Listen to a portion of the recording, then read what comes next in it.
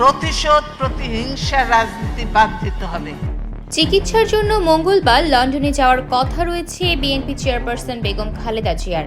এর একদিন আগে সাবেক এই প্রধানমন্ত্রীর সঙ্গে সৌজন্য সাক্ষাৎ ও তার চিকিৎসার খোঁজ খবর নেওয়ার কথা স্মরণ করে আবেগঘন স্ট্যাটাস দিয়েছেন অন্তর্বর্তী সরকারের আইন উপদেষ্টা ডক্টর আসিফ নজরুল।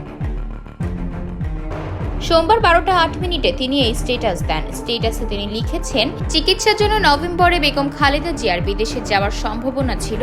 সেরকম একটা সময়ে আমি ওনার সাথে সৌজন্যমূলক সাক্ষাৎ করতে যাই। ওনার সাথে একান্ত কথা হয় কিছুক্ষণ ওনার বাসভবনে। তিনি গণঅভ্যুত্থানের ছাত্র নেতৃত্বের প্রশংসা করেন এবং অন্তর্বর্তী সরকারের সাফল্য কামনা করেন। জানান সবসময় তিনি খবর রাখেন দেশের। আসিফ নজরুল বলেন, তিনি খালেদা জিয়ার স্বাস্থ্যের কথা, হাসিনার শাসনামলের দুঃসময়ের কথা জানতে চেয়েছিলেন। তিনি লক্ষ্য করেন খালেদা জিয়া একবারও শেখ হাসিনার নাম নিচ্ছেন না। অবশেষে তিনি সরাসরি জানতে চান এত সাফার করার পরেও শেখ হাসিনার উপর তার কোনো রাগ আছে কিনা। খালেদা জিয়া একটু নীরব থাকেন, তারপর ম্লান কণ্ঠে বলেন, রাগ করে কি করব বলেন, আল্লাহর কাছে বলি। আমি অবাক হই 15টা বছর কি জঘন্য ও অশ্লীল মিথ্যাচার আর নির্মম নির্যাতন করেছে শেখ হাসিনা বেগম জিয়ার প্রতি, একই সঙ্গে ওনার দলের হাজার হাজার নেতাকর্মীকে। অথচ একটা খারাপ শব্দও তিনি উচ্চারণ করলেন না শেখ হাসিনাকে নিয়ে।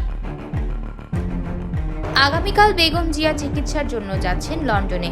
আল্লাহর কাছে দোয়া করি তিনি যেন সম্পূর্ণ সুস্থ হয়ে ফিরে আসেন দেশে, আবার যেন ভূমিকা রাখতে পারেন বাংলাদেশের গণতন্ত্র আর অগ্রগতি বিনির্মাণে।